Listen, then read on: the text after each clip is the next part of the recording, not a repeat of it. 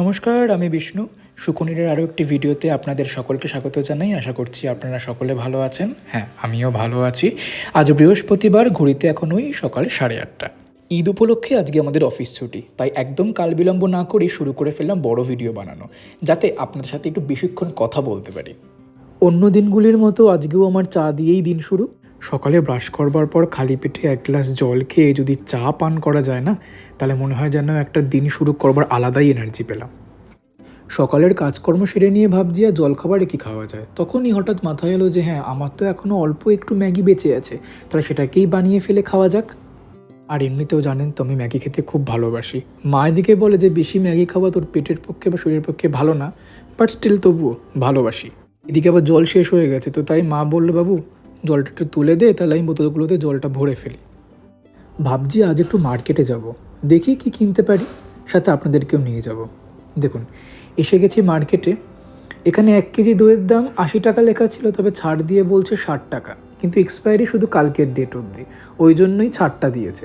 ভাবলাম ঠিক আছে, 1 কেজি আমুলের টক দই নিয়েই নেওয়া যাক।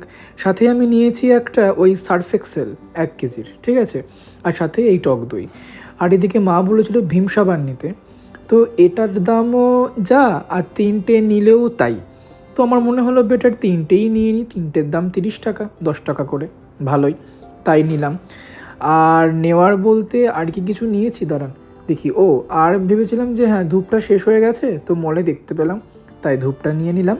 চলুন এবার বিলিং করে সোজা বাড়ির দিকে যাওয়া যাক, কারণ বাইরে ভীষণ গরম। এই যে আমি ছাদে এসেছি, জামা কাপড়গুলো মানে মল থেকে এসে জামা কাপড় কেচে আমি এখন ছাদে এসেছি, আর দেখেছেন ছাদে কত রোদ। চলুন আর বেশিক্ষণ দাঁড়াবো না, এবার আমি নিচে নামি। আর আজকে আকাশটা সত্যি খুব ভালো লাগছে, মনে হচ্ছে যেন একদম আকাশ পুরো ধবধবে পরিষ্কার, একদম শরৎকালের আকাশের মতো, কিন্তু তবুও গরম ছিল মারাত্মক। আর ছাদের ওই প্রান্তে হচ্ছে অনেক গাছগাছরা থাকে, পায়রা আসে, জল খায়, দানা খায়, এটা ওদের সকাল দুপুর বিকেল। রাতে আমি খুব একটা ছাদে আসি না, এই সকাল বিকেল দুপুর এটা হচ্ছে এই পায়রাদের রুটিন। আর এখানে অনেক রকম ফুলের গাছই বেশি আছে, ফল টল খুব একটা তো ছাদে নেই, আমি দেখিনি, কিন্তু ফুলের গাছ বেশি আছে। চলুন একদম স্নান সেরে ঠাকুরের কাছে চলে এসেছি পুজো দিতে আজকে। এখানে প্রসাদ রয়েছে, আর এদিকে হচ্ছে আমার গোপুসোনা। আর চলুন এবার দুপুরে খাওয়ায় আছে ভাত, এদিকে বেগুন ভাজা, সাথে হচ্ছে তেলাপিয়া মাছের ঝোল।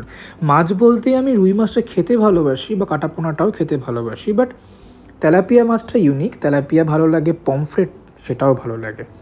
খাওয়া দাওয়ার পর এসে গেছি একদম বিকেলে, এখন ঘড়িতে ওই 4:15 ওই যে টক দইটা কিনেছিলাম, কারণ ছিল টক দই কেনার কারণটা হলো যে আমি আজকে ঘোল বানাবো, কারণ জানেন কালকে এক্সপায়ার করে যাবে, তো তাই জন্য দুপুরে ভাতের সাথে কিছুটা দই খেয়েছি, আর এখন একটু ভালো মতো করে ঘোল বানাচ্ছি। তাই মাকে জিজ্ঞেস করলাম, মা খাবে তুমি ঘোল?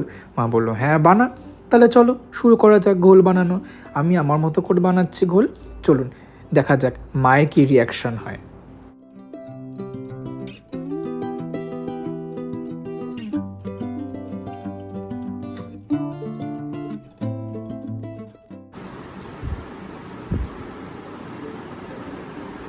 দারুণ দারুণ, এক্সিলেন্ট। কেমন হয়েছে? এক্সিলেন্ট। নুন চিনি সব ঠিক আছে? সত্যি খুব ভালো হয়েছে। একটু ঠান্ডা জল হলে ভালো হতো। একদম। ঠান্ডা জল দিনই ভুলবশত গরম জল দিয়ে করে ফেলেছি, মানে নর্মাল ওয়াটার দিয়েই করেছি। তাই জন্য ভাবলাম একটু বরফটা দিই, কিন্তু এখন বরফটা এত আটকে আছে, ওই জন্য বরফটা আর করলাম না। এটাই ভালো লাগছে? একদম এটাই ফাইনাল। আচ্ছা ঠিক আছে, তাহলে আমি আমার জন্য নিয়ে আসি। হ্যাঁ, মাকে ঘোল খাইয়ে এবার নিজে ঘোল খেয়ে ভিডিওটা আমি এখানেই শেষ করলাম।